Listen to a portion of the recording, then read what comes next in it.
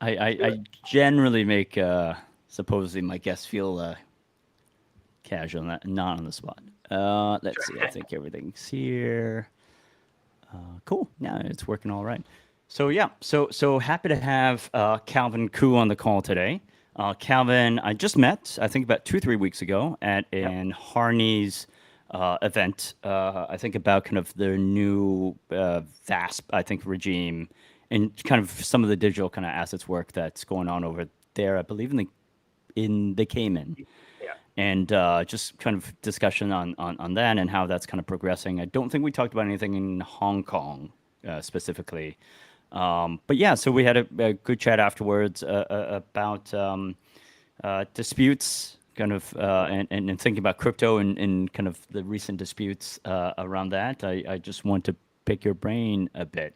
But yeah, 10, 15 second intro. You want to say a few Yeah. words? Well, first, thanks for having me on. Really good meeting you and having that quick discussion after the Harney's thing. I'm happy to have a slightly longer discussion today on whatever you want to chat about. Quick background is I am a disputes and investigations lawyer. Okay, I see you sharing the screen. That's right. What that means is it can be litigation, it could be government enforcement issues.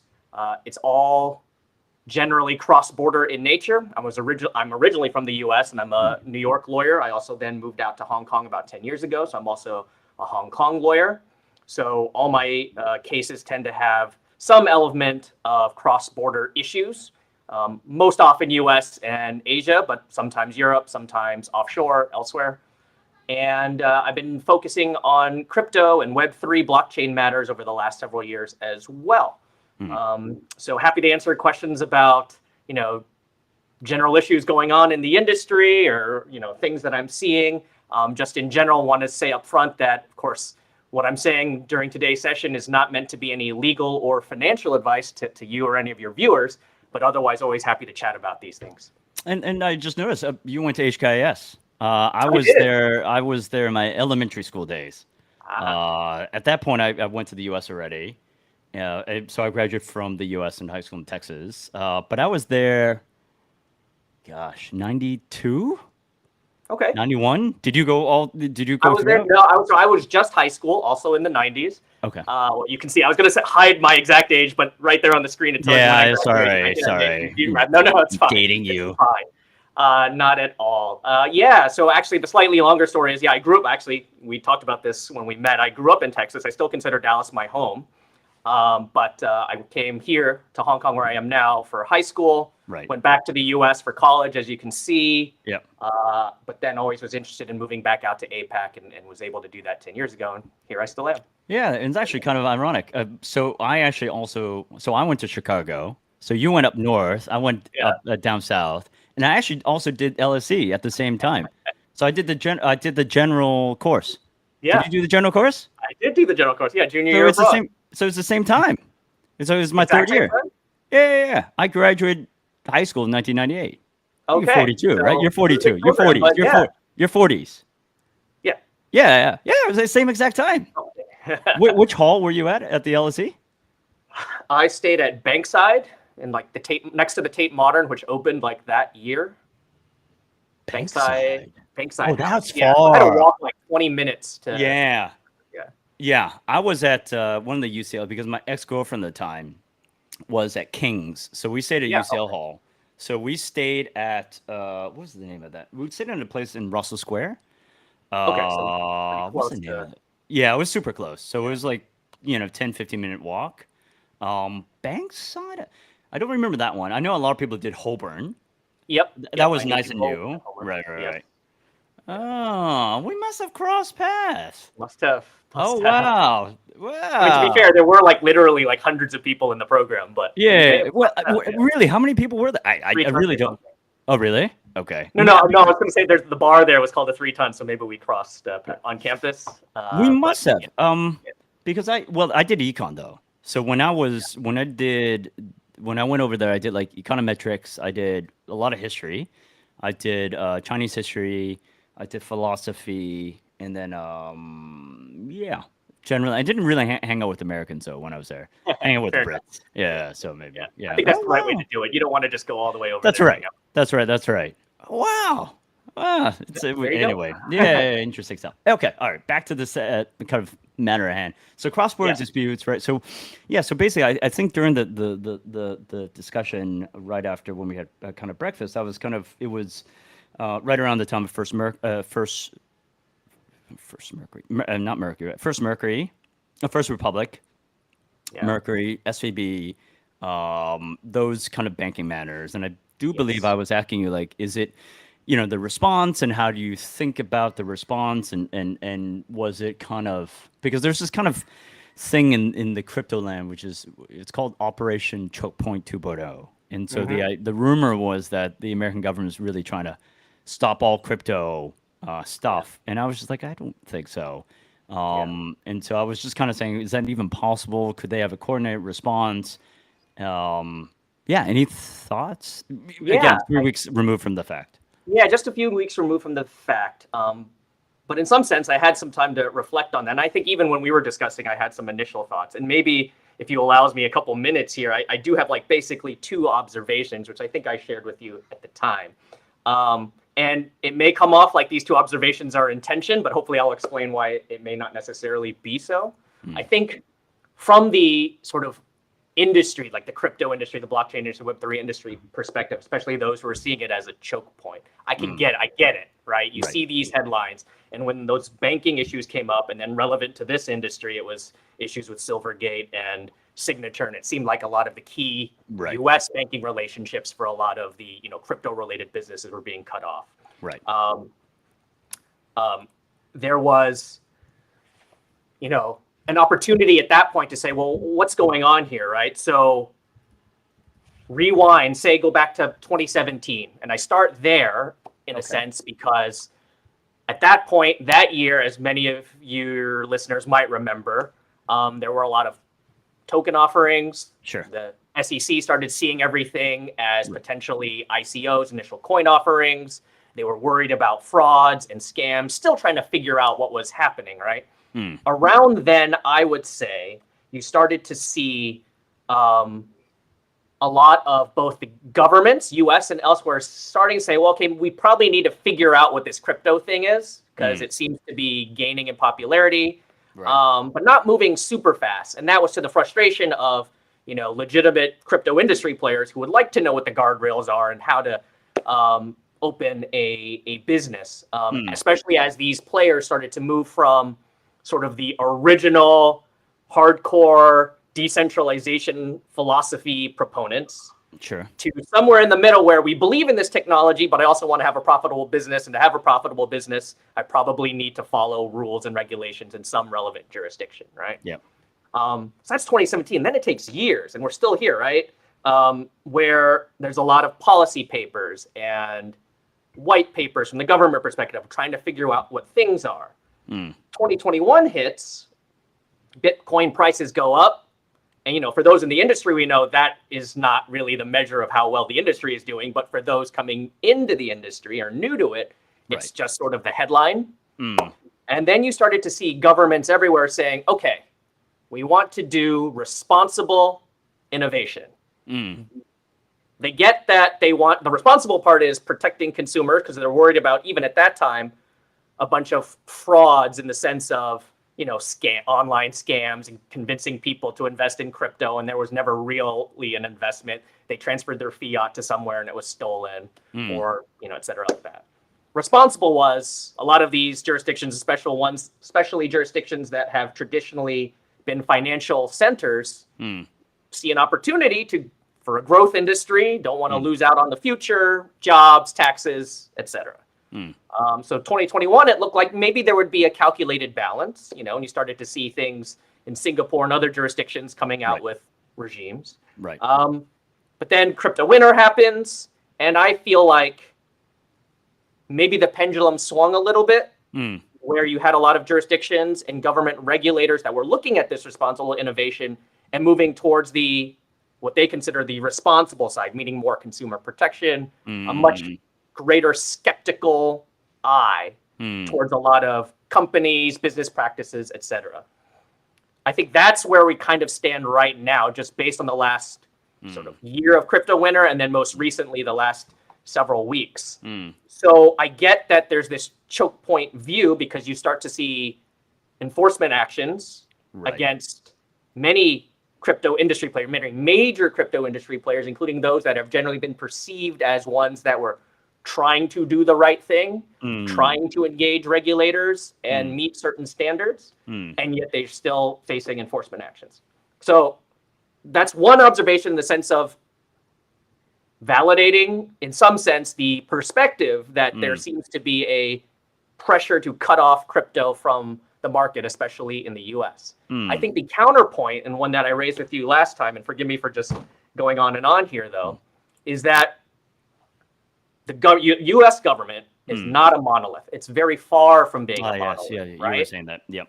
And I think that's key. and this comes up in a number of issues, right? There's an alphabet soup of regulators, federal and state, that have an interest in some type of crypto regulation, right? More than probably people really. Everyone thinks the SEC, CFTC, but there's Homeland Security for security issues. There's OFAC for sanctions issues, Treasury Department, all the way down to state regulators. The New York one is the most famous one, but many.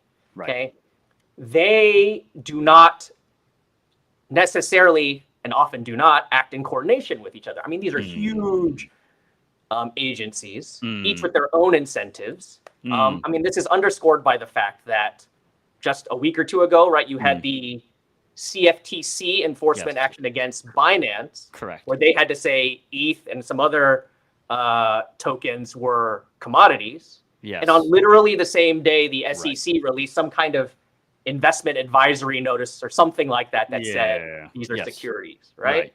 And we know that they've had a turf war for a while, but this is just meant to underscore the point that it's not like one central person or institution in the government is declaring a coordinated approach. Maybe it's the deep state. Right. I don't even know what that means, but yes, okay, right, fine. It's not coordinated. And just to hedge on that, and I'll stop here in a second, but just to hedge on that a little bit, yes, there is generally meant to be a policy perspective. Last year, the White House issued a policy perspective on crypto in general, and it did the whole responsible innovation thing. It literally had an equal number of bullet points that talked about, the responsibility part and the innovation part, right? And then all the different agencies are supposed to report back on how they're pursuing that. Right. Fine. So there is a policy that's meant to guide everything. Right. But when you get into the weeds of it, in terms of individual actions, right, that's up to all the division regulators, the leadership of those regulators, who all have their own incentives and perspectives. So I would stop a little bit short of saying there's a official and concerted effort to choke everything off. Right. Certainly the pendulum has swung to a skeptical eye among many of those regulators. And I think that's where we are right now. Got it. So they're skeptical, and they're trying to protect. It's always trying to protect retail, right? That's generally usually what they want to kind of do action against. And then skeptical, protect consumers, and then certain actions that probably aren't coordinated, but they're doing. Everybody is pursuing, because yes, it was a bit haphazard. It was one bank was closed, the other one split, right? Yeah. Forced a sale through 5 or 6 different ones, 5 or 6 different buyers, and then and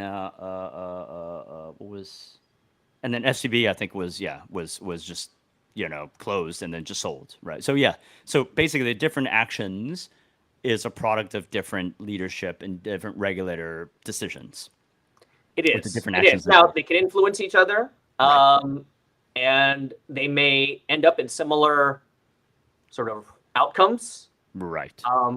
Because, again, they're each trying to protect and enforce what they see as their mandate, right? And right now, their mandate tends to be on the protection side of things. Hence, you see the actions we're taking. It's not to say that there aren't legitimate complaints against the way they're doing that. This is just a comment on an observation on, is there like a concerted effort to cut everybody off? That might be a little bit extreme. Right. So you're also not saying that perhaps actually as a whole, it actually U.S. is still trying to be innovation forward, right? And for blockchain innovation, for crypto innovation, because you kind of cited the policy paper. So overall, they might be. But in this part, as part of the pendulum swing back into consumer protection because of everything that happened. So I guess if you take it one step level, I guess from the White House perspective, from the American perspective, from the White House perspective, we're still pursuing innovation. We still want it. We're just we're just basically cleaning up some of the stuff. Yeah, That's fair. I think so. And again, right? I bet there's not one clear, cohesive statement right now either, right? And they always fall back on the responsible innovation. And so what does that mean? I don't think they want to completely foreclose. It would be surprising to me, I should say. Maybe there's some in the government, maybe in some, I don't know, members of Congress or SEC that do want to foreclose everything. Certainly possible. Sure. But in general, I would say, I think people would be reluctant to foreclose the entire industry because, that seems to be a pretty significant step. But I think a lot of the actions being undertaken right now are on that side of the more protective side, cautious side than it is to let's foster innovation side. That could swing later, but right now I think we're more on the former. Actually, and just to skip to the CFTC bit and the SEC, actually, I had a couple podcasts kind of talking about the particular issue, and we went through the 70. Again, when we talked, I don't think that was out. That hadn't happened yet. That was very juicy. So we went through the 74 pages, right? And we weren't lawyers on the call, but we pretended. We put on our legal hats, and so I can kind of put a link, and I'll show you the shorts and stuff that we got out. What do you think of that particular 74-page document? I mean, and oftentimes so one, it seemed kind of rough. They were like, okay, you clearly were kind of utilizing or marketing to Americans. And that was like 20% of the entire revenue of Binance. So talking about that, I think it was like, you have to return that capital. It was also, compliance people and blah, blah, blah. You can never trade securities in the US again. It seemed kind of rough, but I don't know. But I also heard the other point, which is CFTC, they just, as long as you settle, it's okay.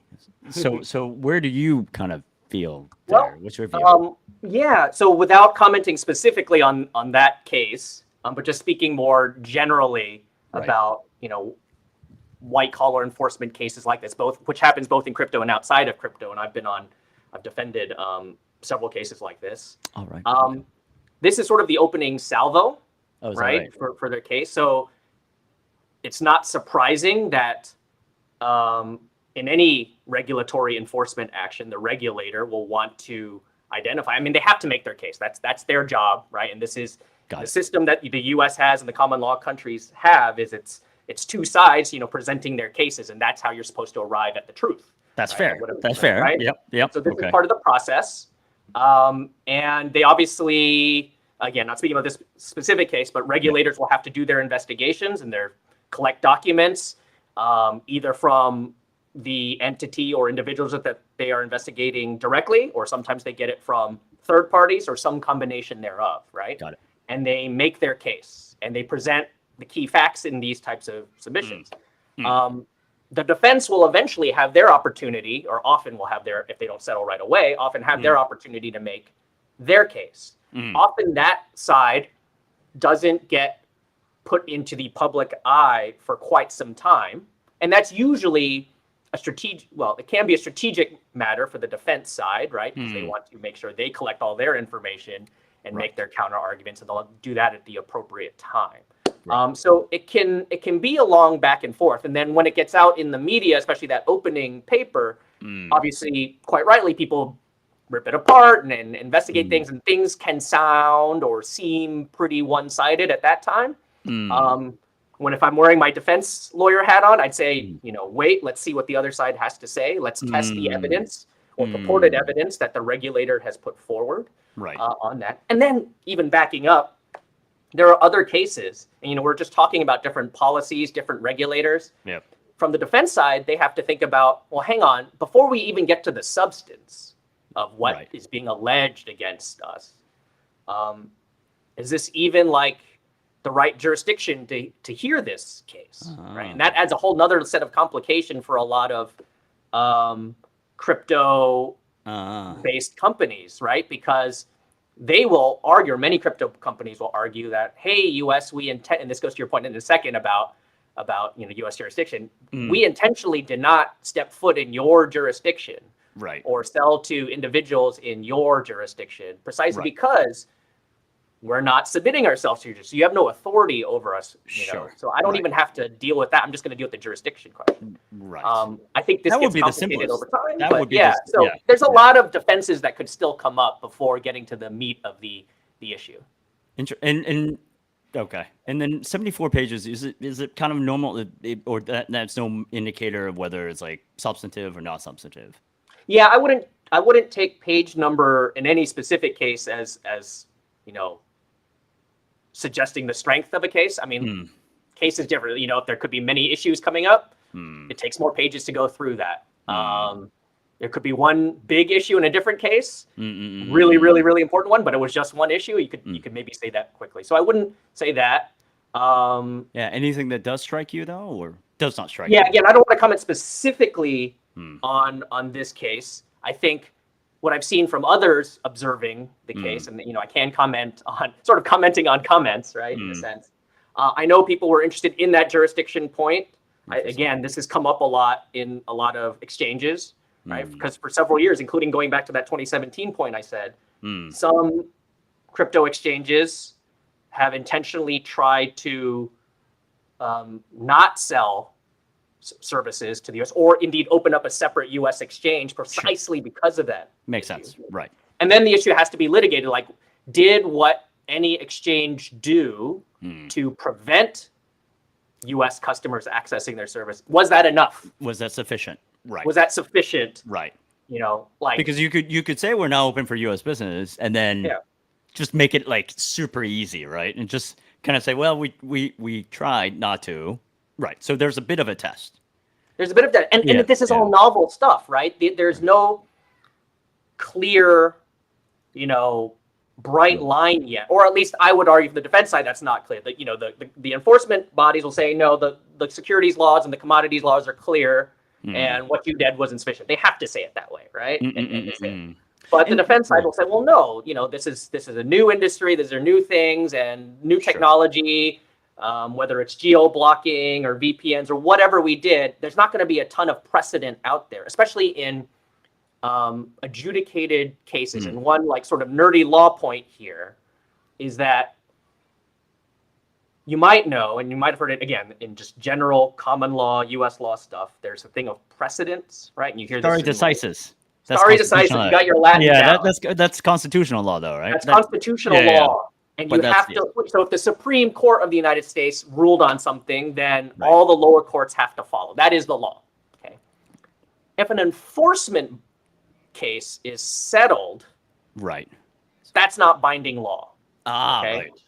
It's not binding. It's an example of how that enforcement body, that regulator views things, but it's not binding law. Now, practically speaking, again, this is all sort of enforcement cases. The defense might decide at some point to settle because economically it just makes sense to do that. The risk is higher to take it all the way to trial and to court. They have to disclose a lot of stuff. Disclose a lot more. The penalties can be harsher. You know, there's a variable built into the legal system. There's risks involved in doing that. So often a settlement is reached for some monetary fine, maybe disgorgement of some kind of profits, maybe prevention of some directors and officers from doing certain business for a certain amount of time. But it makes sense. And the reason why this is key is, especially in a novel space, like a lot of these crypto cases we're seeing, is it doesn't necessarily set precedents for other defendants when they have a similar issue. It doesn't set the law. If they settle on something on this jurisdiction issue, it doesn't mean it applies for everyone else, right? It can be instructive, but it's not binding. By the way, though, that can apply to the government side as well. Okay. The government has risks too for going to trial. The government could lose the case.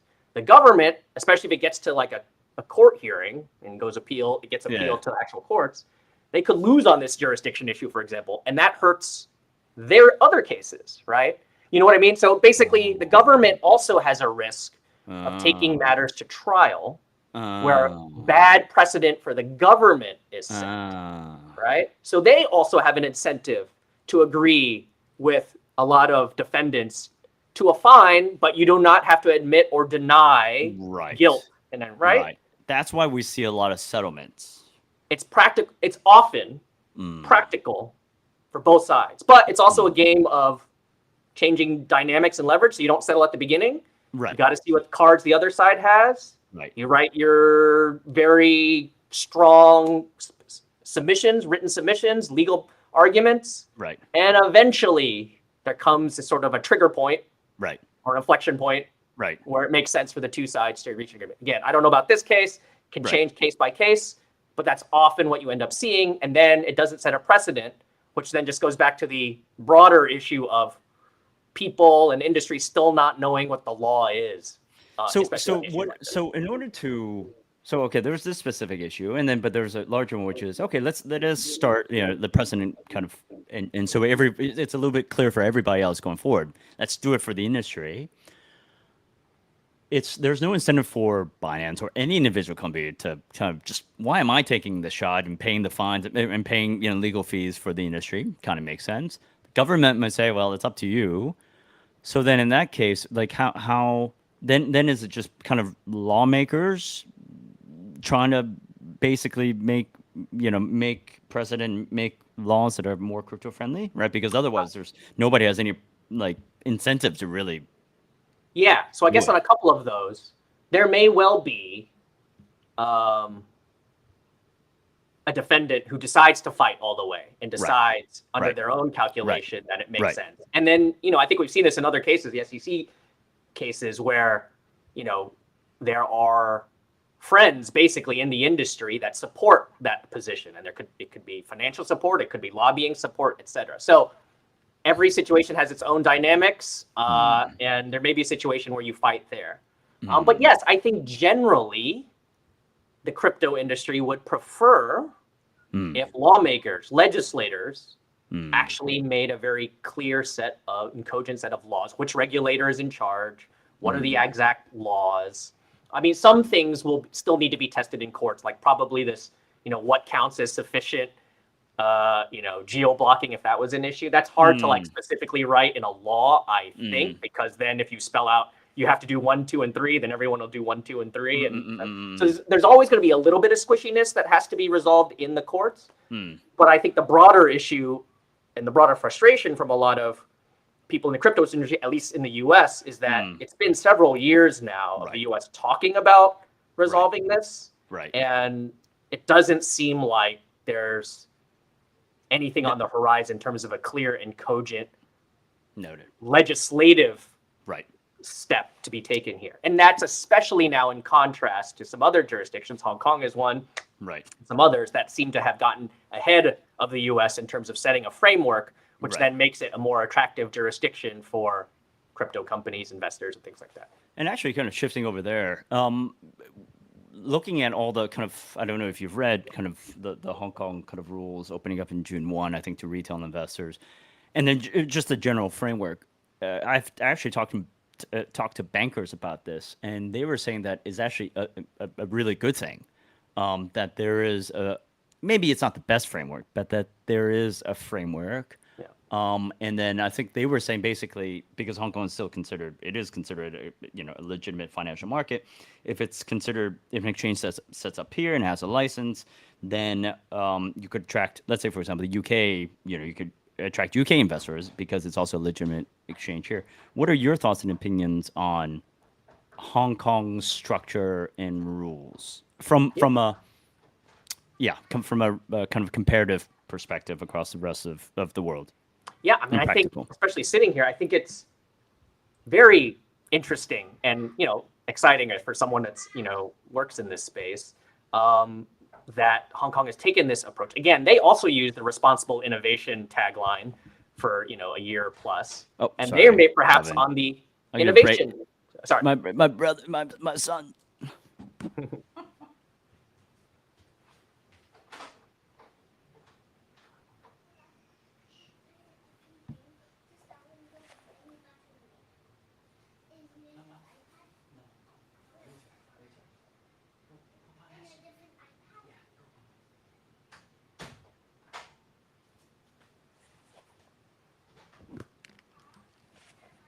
No, you may not. We'll talk about it later. Apologies. Anyway, All sorry. right. You're going on. You're going on. Yes, No, I was just Hong gonna Kong say, regulation. Hong Kong is perhaps, off the top of my head, the only major financial jurisdiction, right now that's maybe on the other side of that responsible innovation pendulum I was talking about, Right. where they're on the innovation side. And maybe that's just a function of having been hit less hard, I guess, during crypto winter. Singapore was hit a little bit harder because of some companies that were established in Singapore and that had downturn. So I think just on a relative scale, and we'll see how it plays out to your point, but on a relative scale, this is the one place where there's optimism. And the government, it seems like every week, is saying, well, this whole week is all. I don't know if you've been to any of the. Yeah, I'll send you one. There's one tomorrow with caviar. Yeah. I was like, what recession? There's caviar being served. I was like, I've never like.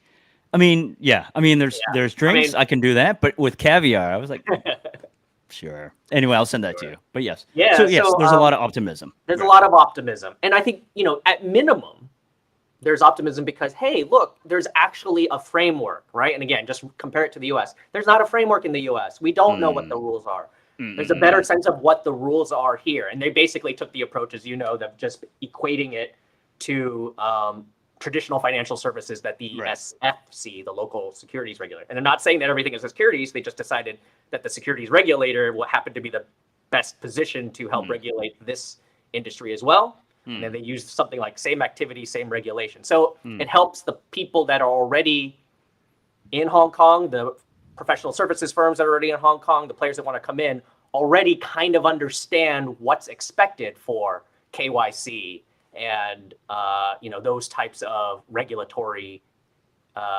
mandates and requirements, right? Now, so but I'll push back because even though everyone knows what's required now, it still doesn't make it any easier, right? So I know from a legal perspective, there's a framework, and that's a great thing.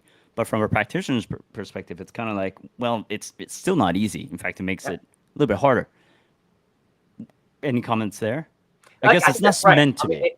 Ultimately, it becomes a little bit of a policy perspective because every jurisdiction is trying to figure out exactly where the balance is, right? You don't want to make it just to take extremes, right? You don't want to make it too easy because then it was kind of pointless and you're just doing it as a perfunctory exercise to say that you're making regulations, but actually all the same problems in terms of the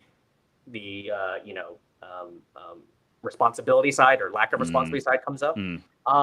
But yeah, you don't want to make it too extreme where it's also ends up not being useful either, right? And I think I've heard comments from some that went to Singapore like 2 years ago. And MAS the Monetary Authority of Singapore had their regime, and it was a framework, and people were excited about that. Yes. Then they went and perhaps in hindsight, not shockingly, hey, MAS is actually pretty strict about some stuff. Yes. Yeah. And it wasn't that easy to get a license. So yeah, it could end up being the similar path. I think just the first step is at least to have a framework that helps somewhat. And now we'll have to see how it plays out. Okay. Fair enough. Okay, right. So it's good to at least know where the rules are. Those rules might be a bit strict, but I guess there was the assumption that rules are better than no rules. Yes. And then I guess kind of ultimately life finds a way, and maybe those rules are tough, but but at least there are rules. I think at least again, it's somewhat of a starting point, right? Because at least I know what I'm supposed to do. I know where the guardrails are. If you worry about the enforcement actions, at least in theory, I know where the lines are that can or can't be crossed, right? Right. And then to your point, if you are able to achieve the license, right? I do agree Hong Kong is still a very sophisticated and well-regarded jurisdiction as far as that. So especially for industries or businesses or investors where that is of particular value, right? Having a license from a sophisticated jurisdiction, and because that helps for business or other reasons, then that's a bonus. So for those businesses that can sort of capitalize on that could be sort of a real, I don't know if accelerator is the right word, but help even more, right? So you really like seeing that, and you're confident you have the resources to build your whatever the compliance program is. Then you can really capitalize on this opportunity, right? Yeah, and I guess the way I think about it, it's coming from Hong Kong. I guess it's maybe the thinking is this: it's like when the framework is there, we can see maybe it is too strict, But once people start kind of implementing it, we get feedback. If I were HKMA, right, or FCC, I would get feedback from industry on how it is. I'll get that feedback, and then we can amend it. But at least we're starting that conversation. And that's key. Is there actually a conversation? Is there feedback? Do the industry participants currently feel, and will they continue to feel like they are being heard and listened and responded to? Right. Because then, right now, again, we were saying the government is sending the right messages that they want to talk about these things. Their government is spending money to host these events, things like that, right? In contrast, just on a relative scale, you hear about frustration from U.S. businesses that approached the SEC and didn't get any feedback. Despite the SEC saying, hey, come in and talk to us. And they went in and talked, and the only thing they got back was an enforcement action, right? And that's certainly an extreme case, but that's what the complaints are. So part of it is just, do you feel like you're being listened to? Do you feel like there is change if you have a different idea and a different vision? Okay, interesting. Shifting gears over to, again, kind of your expertise and thinking about with disputes and with something like an FTX, right? With exchanges and again, no specific exchange, right? I'm just using it just because it's of the news. How complex is something like an exchange and dispute resolution on an exchange level? So meaning having a fight with an exchange itself, or an exchange being dissolved? Exchange being dissolved. Okay. Right.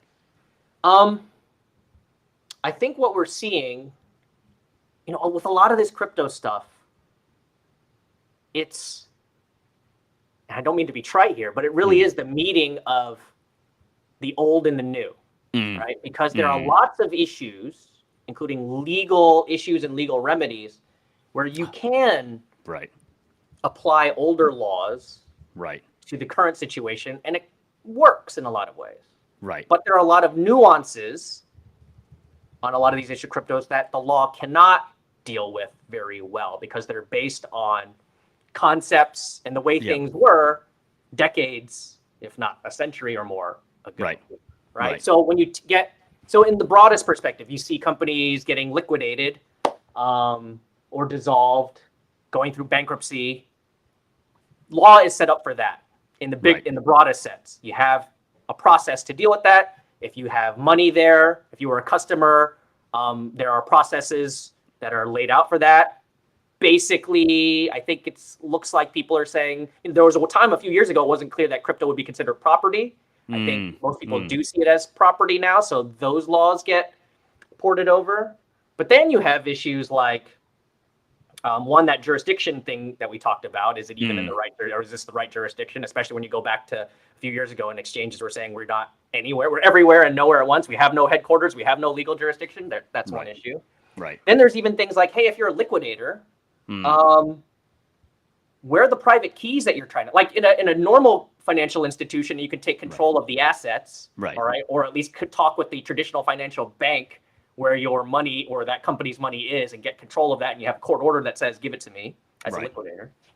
A liquidator could still get that same order, but if the private keys are not accessible, if they weren't within the documents that you have, you don't really have control over that. The law hasn't really solved that, right? So we're in this sort of from a nerdy legal perspective, this interesting stage of, we can get through a lot of this using old tools and remedies. It works. But there are some specific issues that maybe require some new solutions. I think, private keys and actual custody and control is one. And we can talk about these other things, but like DAOs are interesting because you have some entities saying that should be treated like a partnership. Yes, I'm sure people who are involved think that that's ridiculous. Right. Whole DeFi and decentralization, that's another thing. Some are trying to put DeFi firms basically as a centralized institution with responsibilities of a centralized institution. And then you get like DeFi exchanges, which would be saying, well, that's ridiculous. Decent. We have no ability to literally no ability to do that. Anyway, so that's where we are on cases like that, I think. Interesting. And because with I put up the I think it was the debtor's release statement, and I think they were just kind of saying, oh, what do we have, what assets do we have, and it was, I think it was also discusses control failures by FTX's group, previous management, and it's just interesting. Again, way through the entire report, but to your point about kind of like the new and the old, right? So when we had the crypto hedge fund, that was kind of the view that I had. For example, accounting, right? So we had the fund admin come in, and we're like, okay, how do we account for DeFi, right? And there's so many different kind of novel DeFi tools, right? So one was this. So very simple. Can you put money in, you get an LP token back, and that LP token basically kind of gives you a percentage or allocation of actually the money that you put in vis-a-vis relative to everybody else. But then that LP token, you can also stake again to get some sort of yield back. And actually from there, some actually gave you two different types of LP tokens. One is the principal token, and the other is actually the yield. And the principal is treated differently. So it was like, it was interesting for us because we felt we were kind of doing. So we came from the accounting background and then trying to insert DeFi and crypto in. I think if you're a crypto first person, I don't think it actually works the other way around, because if you're a crypto first person, you actually don't understand the accounting world. And it's not that hard, but the fact is you just don't have that background. And I think the other way works better because and the reason why I say that is like we were hiring accounting people and then we were adding crypto on top versus the crypto people hiring crypto people and trying to add accounting on top. Yeah, because we were after principles, right? Accounting principles, right? And I'm sure it's the same thing. It's like legal principles. Maybe there is no precedent, maybe there is no legal definition, but the principles, right? Do you understand the legal principles enough to apply it to crypto, right? Right. And I think you briefly mentioned the liquidators report, the FTX case, again, without going too deep into it, but just facially on what was publicly released, you saw them, the liquidator, basically criticizing just that it was basically crypto people who didn't really understand the responsibilities of compliance and accounting and having financial records and things like that. Again, we haven't heard the defense side, so I'm not saying that that's a fact, but it is what the liquidators report, at least the one that was recently released, said. And that's kind of what you were saying. That maybe there's some difficulties, and what we'll see is some difficulties from people who don't have that background. Now, again, the government is going to want to, perhaps from a comfort zone, come from that traditional side. They know what accounting principles are relevant and what legal principles are relevant. So maybe there's a world where I guess academically, philosophically, it doesn't make sense to apply that to this new world. But I think, practically speaking, the government has a pretty big stick. So it's hard to just close your eyes to that, especially in this day and age. And then, but what we discovered is like, if you, because we have a fund admin, right? And so they have a strong, like, accounting background. We have auditors. So you had to kind of come in from that background and then insert the crypto on top. Now, if we didn't actually have, those third-party control system in place, i.e. if we didn't have fund admins, we didn't have auditors, I guess we could kind of skirt the issue and not have those. But on the other hand, we were kind of thinking about it. It's like, I think the fact that we were asking these right questions gave us, I think, a better understanding of like our numbers. I think gave us a better understanding of the assets and the investments. And then I think we made a lot of forward progress in terms of that. I guess the other kind of thinking is, a lot of these rules are actually built up over time, right? This is not the first time there has been a bank run, right? There's not the first time this is fraud, right? And so it has to be taken in context. And so all this case law that has been built up, all this kind of muscle memory, it's not nothing. It's something. And so sometimes I do feel the crypto world kind of says, well, it's all BS. It's all kind of trumped up or invent. Maybe not invent. Maybe invent is the wrong word, but it's a new age. Well, I kind of take pause and say, well, no, it is and it isn't. This stuff has been done to protect consumers to some degree, and it's all built up over time. To throw the baby and the bathwater out, I think it's a bit much. Yeah, I think that's right. yeah, there have been all sorts of adjustments to financial law and through bank runs, through depressions, through the financial crisis, and then they swing back and forth also. Policy informs legislation, Right. Recent activities swing one way, and then over time it goes back the other way. And actually, the U.S. common law system, the one in Hong Kong, elsewhere, and in many civil law countries as well, are pretty well built to make those adjustments over time. Probably a little bit more deliberate and slow than many would like. Sure. But to your point, it does change. So it's not something to be thrown away, as you say. Yeah. Interesting. So I was talking about, so any comments on like hedge funds, dissolution of hedge funds? It's because I saw, the Three Arrows bit. That was a bit longer ago, but I guess that's not too hard compared to, I guess, some of the other stuff as well. Apparently it changes. Yeah, I think it comes back to the same thing. Basically, what I've seen in my practice, as I say, I do some like crypto and blockchain related work for the last several years. And what I've come to see is that it's starting to seem like what I would call traditional disputes, except with the crypto component, kind of like what you were just talking about in terms of the business side of things, right? So there are creditor disputes or, investments in companies that have gone bad, distressed debt, basically. And all these white collar issues. So what used to be considered, I think, a pretty niche industry for lawyers, like doing crypto work, at least for me, I'm finding, actually a lot of my work in non-crypto areas is becoming really useful for when I do have crypto related clients or crypto related issues. Again, for exactly the reason you just said, I know how those cases might play out or what the important strategies and issues are. And then I'm adding the crypto piece on top. Now, it is important to know what the crypto, it just, I'm sure is in your business as well, how that actually works. Because those, when you get to that point of the case, that could make or break the case, how it works. But in general, like you were saying, these hedge fund issues, bankruptcies, shareholder disputes over, crypto companies, there is at least a starting point of a formula, not a formula in the sense that every case is litigated the same way, they're not, but a comfort in terms of the types of issues that need to be focused on. And then you just have to figure out how to resolve the crypto aspects of those. Right. And I can kind of, again, I don't know anything about the legal business, but I like to think that I would like to be a lawyer at some point. I actually wanted to take the LSAT for fun at some point. I don't know if I told you, but at least for me, it's not fun. It's not fun if you don't have to do it. Like I could take like 5 years to do it, right? I have a lifetime. But anyway, it's one of those kind of nerdy type of things.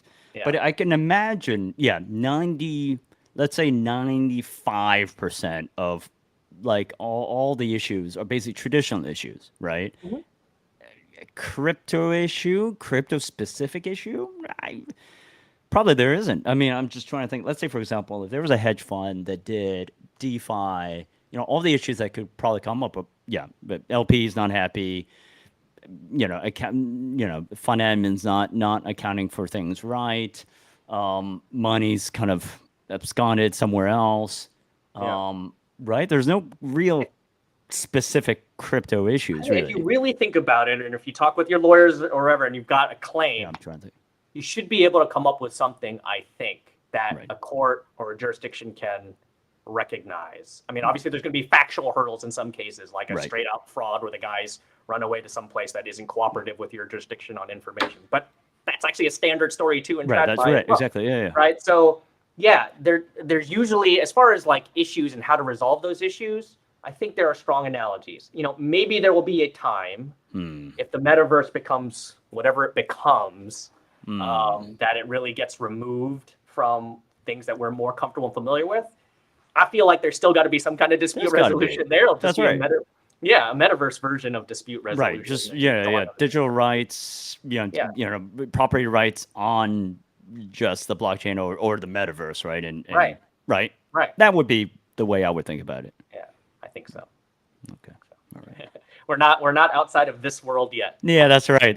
As much as people want to be, or maybe want to be, or think it is, or we're all grounded in the real world. Yeah. I think that is all the time that we have. Thank you very much for your time. Thanks very much. And thank you for your expertise. Cheers.